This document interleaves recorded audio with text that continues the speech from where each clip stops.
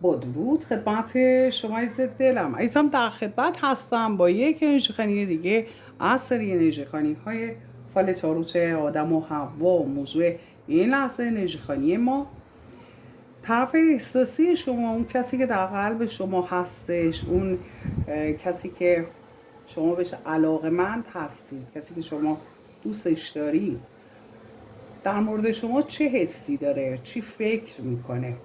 حالا شما با این فرد در رابطه هستید، نیستید، سردید، قهرید، خدای نکرده جدایید، خدای نکرده فاصله زمانی مکانی دارید، هیچ فرقی نمیکنه. ما میخوایم بدونیم که توی قلبش نسبت به شما، در اعماق قلبش وقتی با خودش رو راست میشه چی فکر میکنه. با نمایاد خداوند و یاری کائنات انرژی خوانیمون رو آغاز میکنیم. آمین که کائنات هر آنچه که پنهان هست بر شما عزیز دلم همکنون و در همین لحظه، در همین آن آشکار کنه. آمین.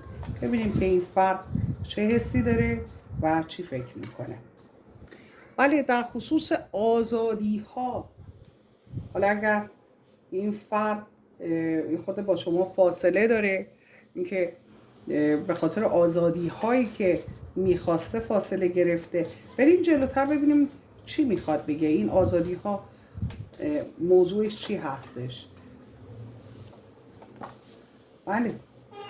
بله داره به وابستگی ها در مورد وابستگی ها صحبت میکنه. انگار که این فرد حتی اگر فاصله هم داشته باشه با شما، انگار یه دلبستگی هایی داره که نمیتونه از اون دلبستگی ها فاصله بگیره.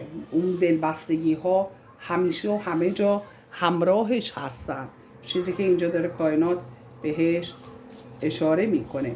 یک صداقتی رو از جانب شما حس میکنه در قلبش این فرد و به اون صداقتی که شما دارید دوست داره پایبند باشه.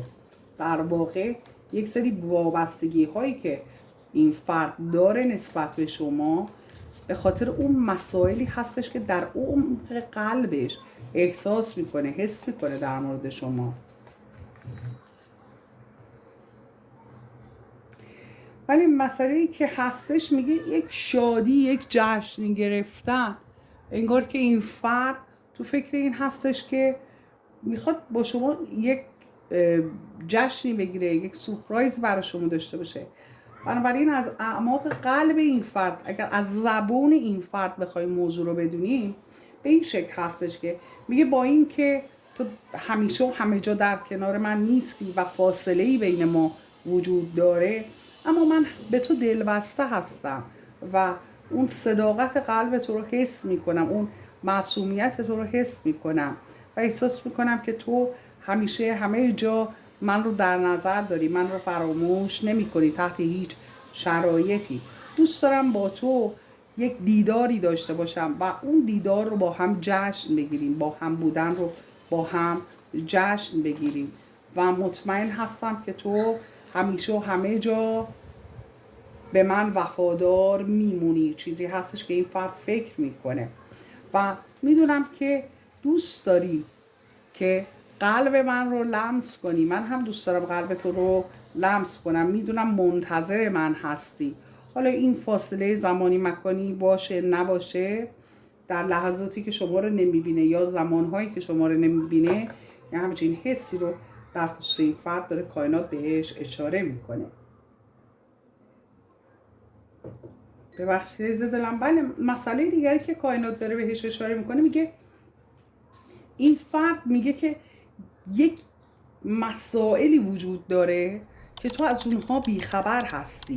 بله، یک مسائلی وجود داره که تو از اونها بیخبر هستی. اگر تو بدونی متوجه میشی که من اونقدرها هم که تو فکر میکنی وقتی که تنها هستم، وقتی تو کنارم نیستی، به هم خوش نمیگذره و یک وابستگی هایی نسبت به تو حس میکنم. برات روشن خواهد شد اون حسم، اون حالم. یه چیزایی رو نمیدونی، وقتی بفهمی خودت متوجه همه چیز میشی. اینکه من قلبم برای تو هستش و حس اینکه در نبود تو یه موقع فکر کنی که من خیلی راحت هستم، اینطور نیستش. بله، و به مسئله که داره اشاره میکنه میگه که من احساس میکنم که اگر فاصله بینمون به وجود اومده به خاطر یک انرژی منفی، بویو به معنای جادو هست.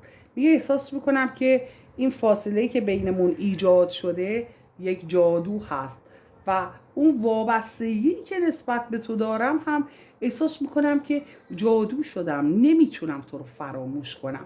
بنابراین به 2 ورژن مختلف داره اشاره میکنه این فرد.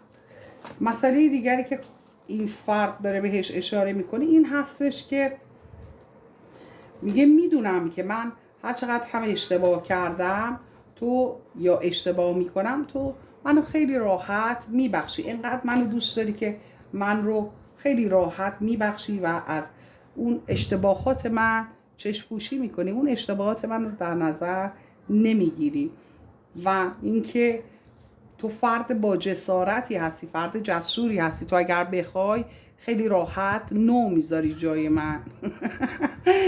همینطوری داره راحت میگه که من میدونم تو میتونی نو بذاری جای من ولی نمیذاری و این به خاطر این هستش که این عشق ما 2 طرفه هستش و میدونم که توی یه سری مسائل من و تو با هم هماهنگی های خاصی داریم و ارتباط من و تو یه ارتباط پوشالی زودگذر، یه ارتباط پوچ نیستش، یک ارتباط واقعی هستش و یه ارتباط ریشه‌دار رو داره بهش اشاره میکنه و اگر این فرد از شما فاصله داره تو فکر برقراری یک ارتباط هستش، همونطور که ملاحظه میفرمایید.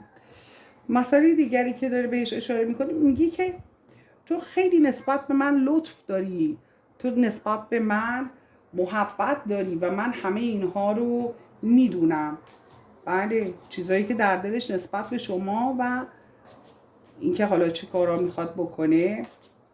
بریم جلوتر ببینیم کائنات چی میخواد آشکار کنه در خصوص این فرد.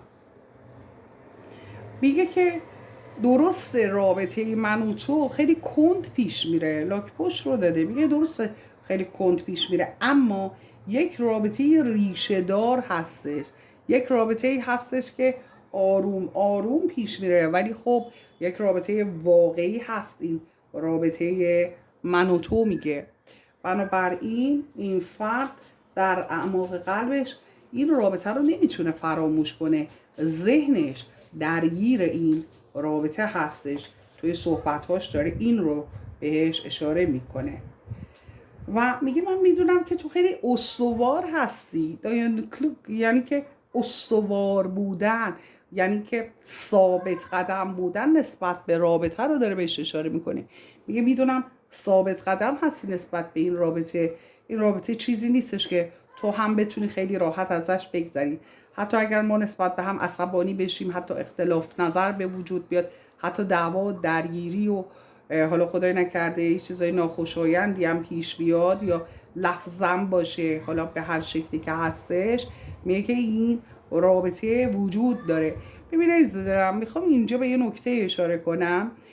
بعضی هستن که حالا خب با هم قهر میکنن، دعوا میکنن، بعد دوباره آشتی میکنن و بارها این مسئله پیش میاد. به طور مثال الان آخرین قهرت هستش با این فرد، بارها هم قهر و آشتی کردی، پیش خودت فکر میکنی من الان تو رابطه هستم یا نیستم. اگر قهر و آشتی ها زیاد هستش و زمانی که قهر و آشتی میکنید به طور مثال همیشه 3 ماه، 2 ماه، 1 هفته، 10 روز و این روزها عادی هستش، شما هنوز تو رابطه هستی. میتونم بهت بگم به خاطر که بعضی از رابطه ها نوعش این هست، اینم یه نوع رابطه هستش، قهر میکنن، آشتی میکنن و هر بار هم که با هم آشتی میکنید اون آشتی که میکنید دوباره همون احساسه برقرار میشه. اینم یه نوع رابطه هستش. اگر توی همچین رابطه هستی این فرد هم داره دقیقا همین رو میگه ما هنوز رابطه برقرار هستش، ارتباط برقرار هستش، اینم مدلش این هستش. اونم قبول کرده که خب قهر و آشتی توی رابطه هست، تو رابطتون. حالا اگر کسی هستش که نه قهر و آشتی با این فرد تجربه نداشتی، باز هم داره به همون مسئله اشاره میکنه که میگه یعنی که ما رابطمون ارتباطمون برقرار هستش، او ارتباط قلبی از ذهن من خارج نشدی و من هم میدونم که تو هم منو فراموش نکردی. به این مسئله داره خیلی راحت اشاره میکنه. مسئله دیگری که داره بهش اشاره میکنه فرد معصومیت هستش. میگه که من میدونم که تو به من وفادار هستی همیشه. حالا اگر هم توی رابطه همیشه این فرد رفت و شما دنبالش بودی اینا، میدونه که خب شما اگر کس دیگه ای رو به جاش گذاشته بودی هیچ وقت دنبالش نمیرفتی. و یا اینکه اگر براش داری نقش بازی میکنی یه موقع شک بکنه، شک و شبهه‌ای داشته باشه، این فرد در این لحظه همین الان یهویی اگر حسشو بخوای بدونی شک نکرده به شما، میگه نه داره با من بازی میکنه، یعنی که جدی نگرفته. حالا اینکه ادامه پیدا کنه یه مدت زیادی بشه، فرکانس این لحظه است. شاید شب بشه حسش تغییر بکنه، انرژی چون تغییر میکنه دیگه. این لحظه داره به این فکر میکنی که نه با آشتی میکنیم و چیزی نیستش. حالا اگر خدای نکرده یه سردی چیزی هم به وجود اومده، میگه برطرف میشه. به هر جهت داره میگه که متوجه همه چی هستم، من دقیقا میدونم که چه احساسی وجود داره، چه حس و حالی وجود داره و من متوجه همه چیز هستم. میگه حواسم به همه چی هستش. مسئله دیگری که داره بهش اشاره میکنه این فرد، چیزی که در ذهنش داره میگذره، میگه که من میدونم که خب اشتباهاتی داشتم، همیشه گیرنده بودم توی این رابطه. اینقدری که تو زحمت کشیدی برای این رابطه من زحمت نکشیدم، یا اینکه من توانم به اندازه تو نبود، یا اینکه من دقتم به اندازه تو نبود، من نتونستم به اندازه تو این رابطه از خودم مایه بذارم یا حالا یه چیزی از خودم نشون بدم. و میدونم که تو تلاش‌های خیلی زیادی برای این رابطه کردی و من به اندازه تو، میگه آگاه نبودم، من به اندازه تو دانا نبودم و حالا اینجا به اوستا، یعنی که حالا من توی این کار اوستا نشدم، من این کاری که تو میتونی انجام بدی من نتونستم، شرایطش رو نداشتم یا به فکرم نرسید. میگه و در واقع در اینجا داره میگه که شما زحمت خیلی بیشتری برای رابطه کشیدید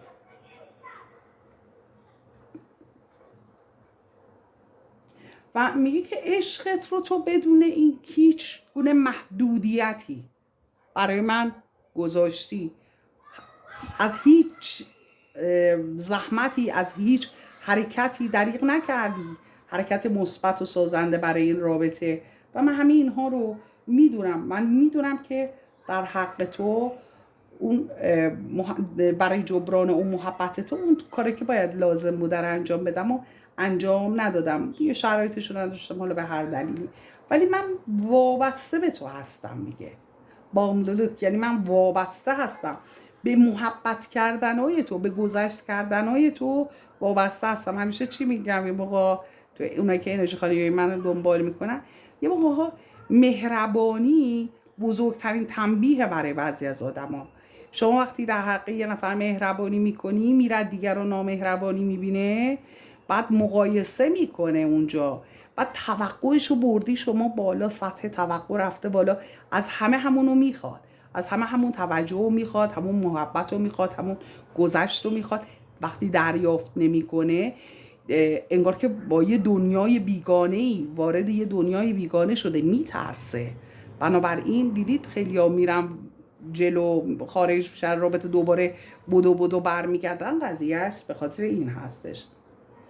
زیبایی تو، میگه حالا خانمی آقا فرق نمیکنه، میگه زیبایی تو، حالا میتونه استایل شما باشه، چهره شما باشه، لب و دهن شما باشه، چشم و ابروی شما باشه، بله، میگه اون زیبایی تو، حالا زیبایی ظاهری میتونه باشه، زیبایی های درونی، زیبایی های باطنی میتونه باشه. میگه که اون زیبایی های تو برای من همیشه جاذبه داشته و من عاشق اون لطافت تو، اون زیبایی تو، اون ظاهر تو، حالا یا در درونت یا ظاهر و باطن با هم. میگه من عاشق اون هستم و برای من تو خیلی جاذبه داری، چیزی که داره بهش اشاره میکنه. ولی ببینیم از طریق این دک چه مسائلی رو میخواد عنوان کنه، چه مسائلی رو میخواد آشکار کنه، چه چیزهایی رو میخواد بگه.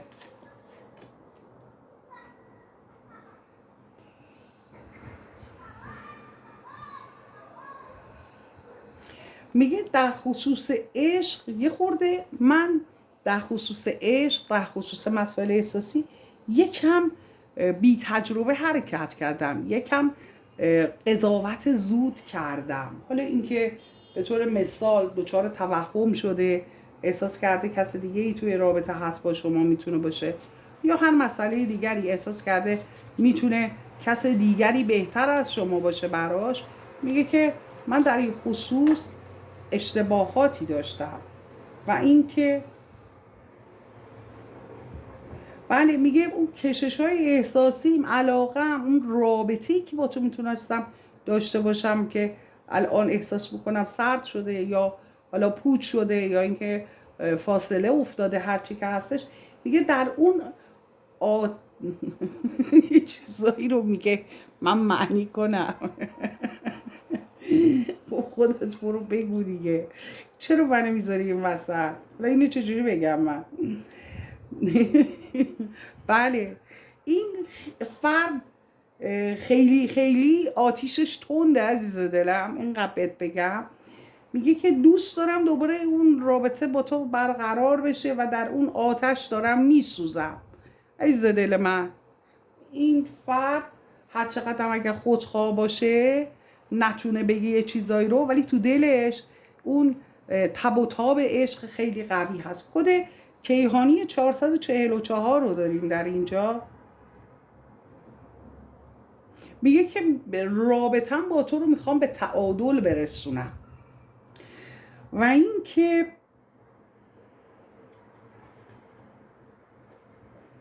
میگه که میخوام اون احساساتم رو برای تو آشکار کنم. تو فکر این هستم اون احساساتم رو برای تو آشکار کنم، به دلیل اینکه ما جفت روحی هستیم با هم و اون چیزی رو که در کنار تو حس میکنم با کس دیگه ای نمیتونم تجربه کنم، نمیتونم در کنار کس دیگری حس کنم.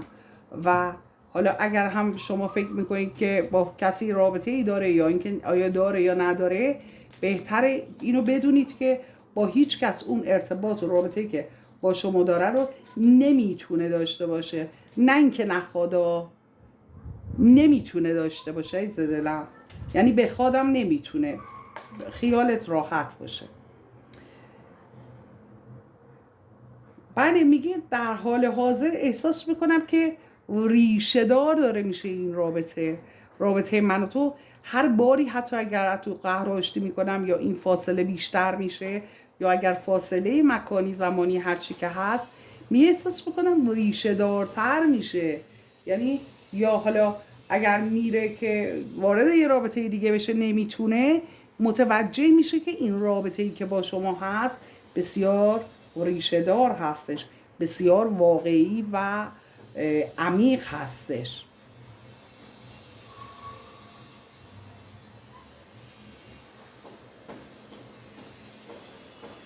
بله و میگه که منم دوست دارم یه کاری بکنم که برای تو جذاب باشه.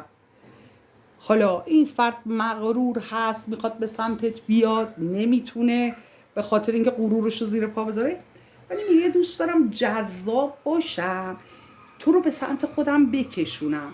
و کد کیهانی 777 میگه که در راه عشق این فرد میخواد یه خورده جلوتر بره.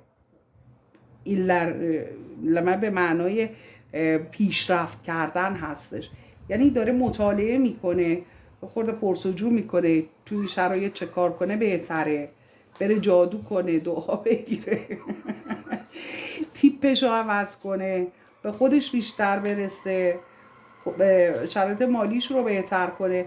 دنبال یک سری راهکارها هست برای پیشرفت و برای اینکه بتونه رابطه رو به اوج برسونه. بله و میگه که خب من بیشتر به جای اینکه برای تو دلسوزی کنم، یه جاهایی خودم خیلی خودخواهانه رفتار کردم، خودم خیلی بیشتر در نظر گرفتم و میدونم که اشتباهاتی داشتم و در کارمای این مسائل هم قرار گرفتم. خیلی واضح یک کارمیک بیریا یا یک زخم کارمایی هم به دلش افتاده، مثل اینکه خواسته وارد یه رابطه‌ای بشه نشده، خیلی تحقیرش کردن، خیلی ضایع شده از دلم رک بگم و چوبشو خورده. خودش داره میگه، من که نمیدونم از دلم. حالا شما اگر چیزی شنیدی لطفاً کامنت رو، قربونت برم اگر به گوشت رسیده. مسئله دیگری که داره بهش اشاره میکنه کد کیهانی 333.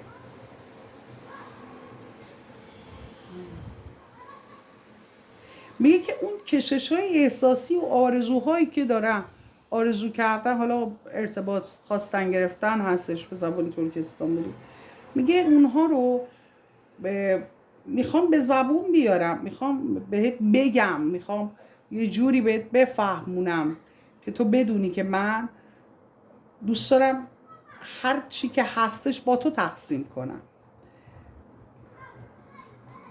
و احساساتم رو با تو زندگی کنم. اونچه که احساسم هستش رو میخوام با تو تقسیم کنم و با تو زندگی کنم. یعنی که حالا اون احساساتش رو با شما در میون بذاره، روابطش رو با شما داشته باشه، ارتباطاتش رو، رابطه هاش رو با شما میخواد داشته باشه.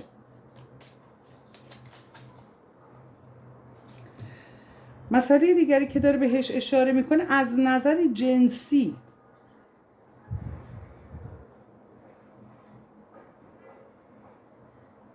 بله از نظر جنسی میگه که هر موقع که میام خب یک ذهنم رو به جای به سمت و سوی بخوام ببرم، دوباره میام میبینم که به تو دارم فکر میکنم. و کد کیهانی 888 داره میگه که احساسات درونی بسیار زیاد این فرد و اون احساساتش رو میخواد به شما نشون بده. همش داره به این اشاره میکنه که بله انگار که احساساتش به اوج رسیده و میخواد با شما تقسیم کنه. میگه که احساس میکنم تو میخوای با من بجنگی، من اشتباهاتی کردم و تو میخوای تلافی کنی، تلافی جویانه، انگار که میخوای یه ضدیتی، یه اختلاف این وسط وجود داره، چیزی که داره میگه این فرد. بله و میگه که من احساس میکنم تو همه این لج و لجبازی و اختلافاتت با من به خاطر این است که فکر میکنی من با فرد یا افراد دیگری در ارتباطم، ولی خب من از نظر احساسی درگیر با تو هستم، درگیر با رابطه‌ای که با تو داشتم هستم و انقدر هم چیز نیستم که خیلی راحت بتونم با هر کسی رابطه داشته باشم و میخوام با عشق، پارلما به معنای برق زدن، به معنای اینکه حالا یه نوع شکوفایی، یه نوع برق زدن رو داره بهش اشاره میکنه، درخشیدن رو میگه من دوست دارم با عشق تو بدرخشم.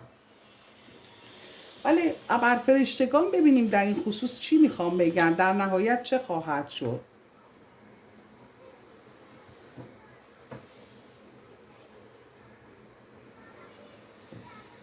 میگه در زندگیش میخواد نسبت به شما با یک فکر جدید و شرایط جدید وارد بشه، ارتایا چیکماک وارد بشه، یعنی که به میدون بیاد، با قول معروف به میون بیاد، با یک تفکر جدید، با یک شرایط جدید و شما رو زیر نظر داره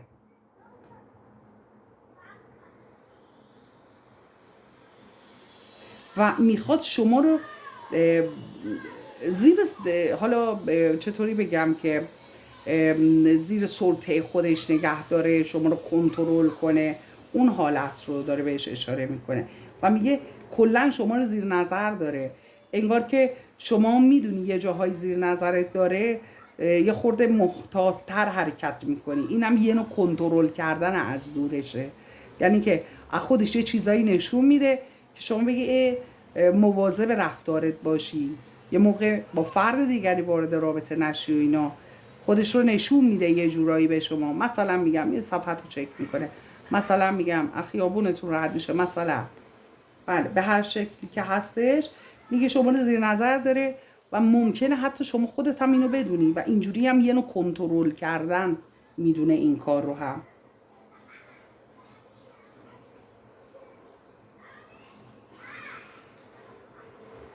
و بله میگه که اینجوری هم از شما داره در واقع محافظت میکنه، نه خود شما بگیم، فقط از رابطه داره محافظت میکنه که رابطه به طور کامل از دست نره.